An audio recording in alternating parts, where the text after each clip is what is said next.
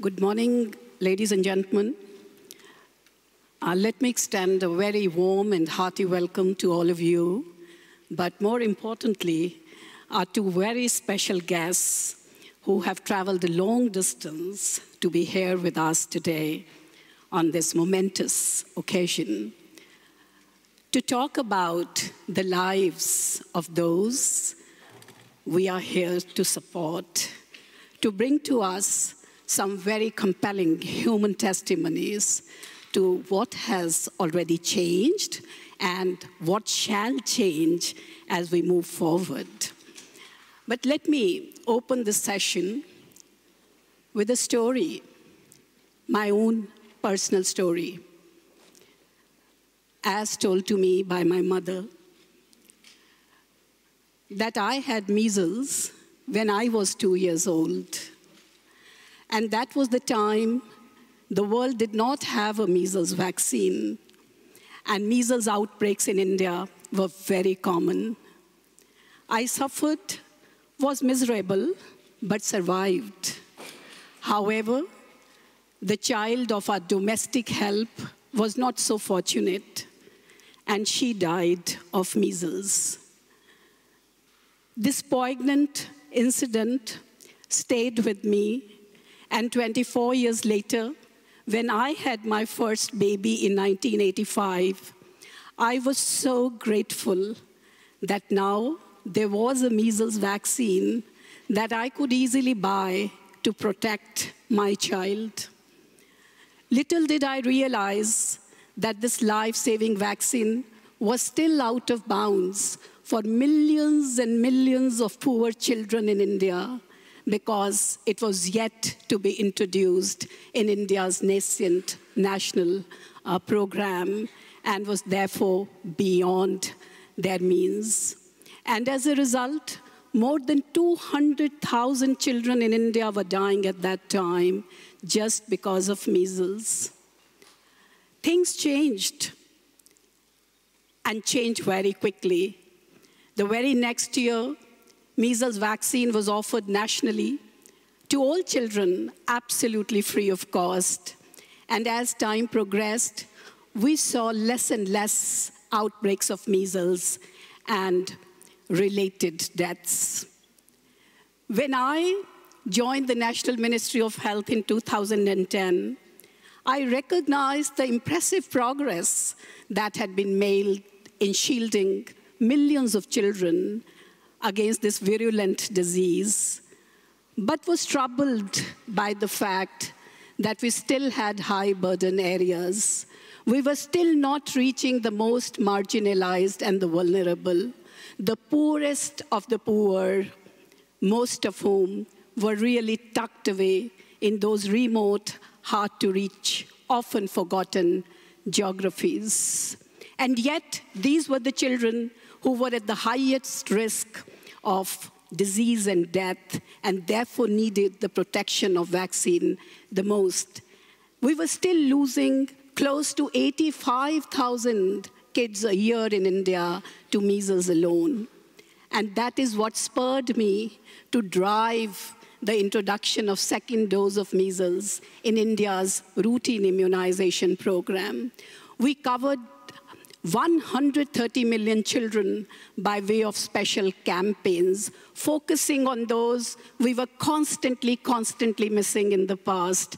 And the results surprised us. Latest WHO estimates show that at least 60,000 child lives are being saved every year following this single initiative. That is the amazing power of vaccines. They are an incredible solution. And to explore this further, the hugely transformative power of vaccines on individuals, on communities, on countries, let me now turn to Dr. Sawadago, who brings to us his very unique experiences and insights. Dr. Sawadago.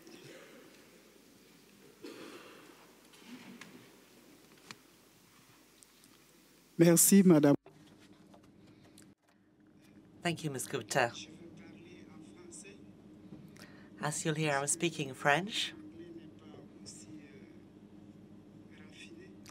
That's because my English is not quite so good as my French. And I have a story that I would like to tell you.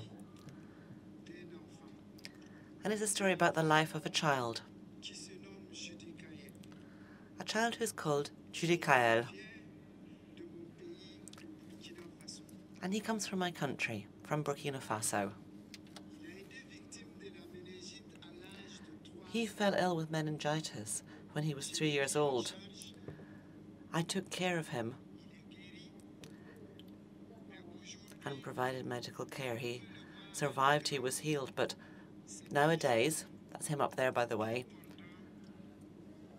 he's a young man who's doing very well, he's healthy, but unfortunately, he suffers from the consequences of meningitis because meningitis made him deaf and mute. Let me tell you a little bit about his feelings. This was translated because he can't speak. He says, I'm not like other people because I can't speak and I can't hear. My mother told me that when I was small, I fell ill. I fell ill with meningitis. When I use sign language, nobody knows what I want to say, and that makes me very jumpy. His mother, who you can see on this slide, says that she's not just sad that he has these difficulties, but also that the family suffers financial difficulties, particularly in funding appropriate education for him. And she also told me that she feels guilty because she didn't vaccinate him. There are many families who are affected by this disease and by other diseases, and they slither unavoidably into poverty. The fear and the stigma associated with meningitis is just as destructive as the disease itself. When there are large epidemics, people are so afraid that some people are excluded from society. They're accused of witchcraft. They're accused of devouring people's souls. I wanted to talk to you about Judikael to remind us all of the enduring consequences of these diseases, diseases for which vaccines exist. And furthermore, Judikael is the face of millions of children who we must protect from the same fate. It's for him, for his family, and for all of those who face these dramatic difficulties that I am here. Nowadays, thanks to the introduction of the meningitis vaccine, we've seen a genuine transformation in my country. Since the vaccination campaign was set up in 2010, there's been not one single epidemic of meningitis in the country, not one single epidemic. That's the good news which I bring you today. And I can assure you that thanks to the drop-off in this disease, which has been rolled back, our lives have improved dramatically. Parents can take better care of their children. Healthcare staff can spend more time working on prevention rather than responding to epidemics. The fear which paralyzed our communities has diminished as well. Your contributions today will save millions of lives, but over and above that, they will also improve the lives of millions of other people. They will liberate millions of people from the fear of these diseases and of those who suffer from them. That has paralyzed us and rendered us immobile so far. It will allow millions of children like Judikael to blossom and flourish. As doctors, we often say prevention is better than cure. I've talked to you about the past and about the life of one child.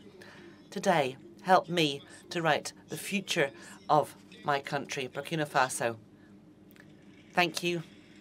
Merci. Danke.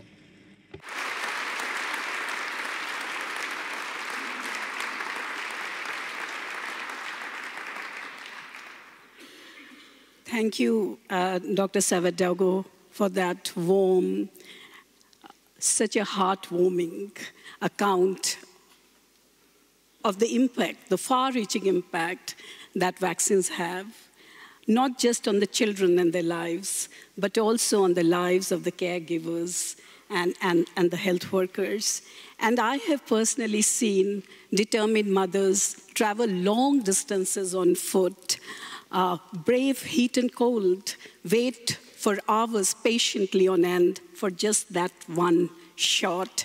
And they told me they undertake all this trouble because they know vaccines are going to protect and save their lives. And also several of them said that this was also their only encounter with health promotion and health education, that besides immunization for the children, they received information on nutrition, on contraception, on menstrual hygiene. And thank you so much for bringing in the health workers. I genuinely believe they are our unsung heroes, actually carry vaccines to children cutting through deserts, waterways, mountains, and many a time we fail to recognize their heroic effort. I have seen health workers deliver with great ease immunization under a tree without waiting for a health facility to be up and running. And let us hear now a beautiful story of one such brave heart from Dr. Saida Ibrahim. Faisa. Thank you very much, Ms. Gupta. It's a great pleasure and an honor to be here and to be able to share the story of a young woman. She's one of the hundreds of female health workers who work in my country, Somaliland, to support women and children to improve their health status. This is Noura.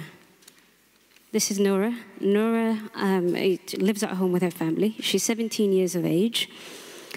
Before she became a health worker, she lived in the city with extended family. But when it came that we needed a health worker to work in a remote village of 3,000 population, and we were worried that Noura would not be able to provide this support simply because she didn't have the experience of working in the health sector before, but equally, she wouldn't be able to face the challenges or deal with the challenges of working in such remote areas.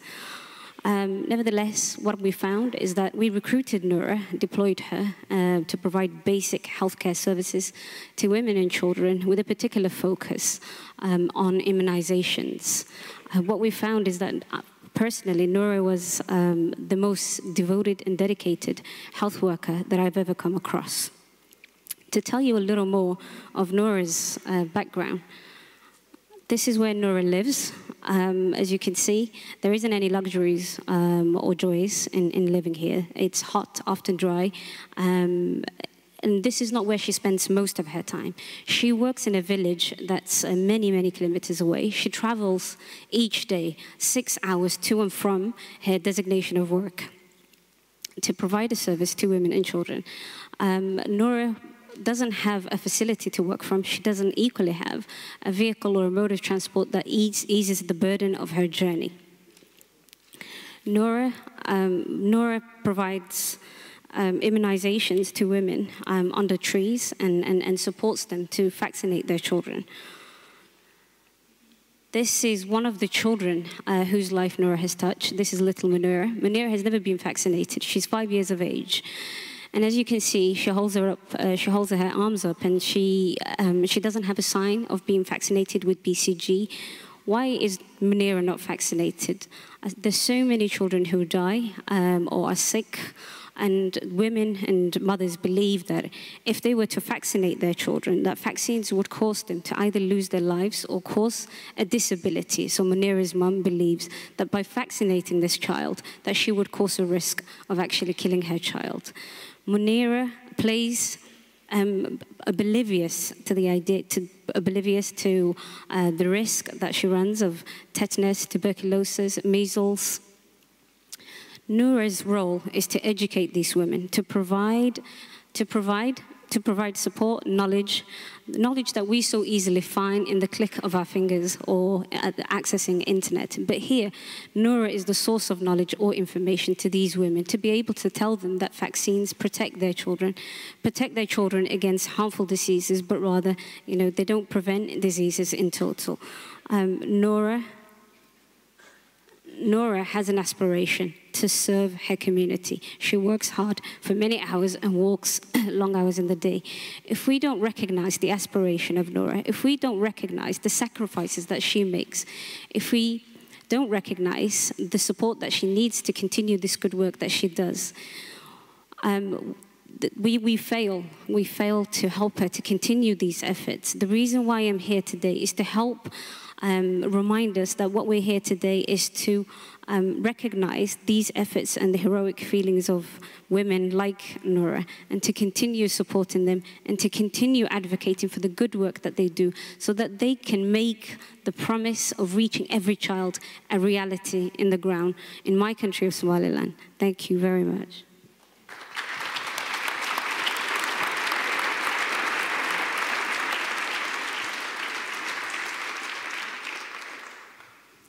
Thank you, Faisa, for reminding us the gratitude that we owe Noura and many more like her.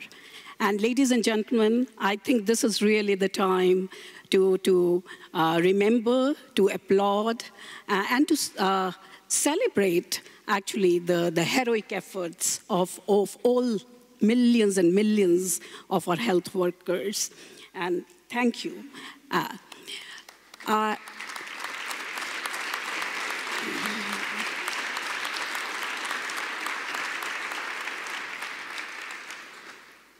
Thank you for this. And let me conclude this session by recalling what Mahatma Gandhi once said. And I quote, "A small body of determined spirits, fired by an unquenchable faith in their mission, can alter the course of history," unquote. History was made in Davos 15 years ago, and history shall be made again in Berlin today as global health champions stand together here, united in their resolve to reach every child everywhere with the full set of life-saving vaccines. All of us eagerly await that moment later this morning. Thank you so much. Thank you.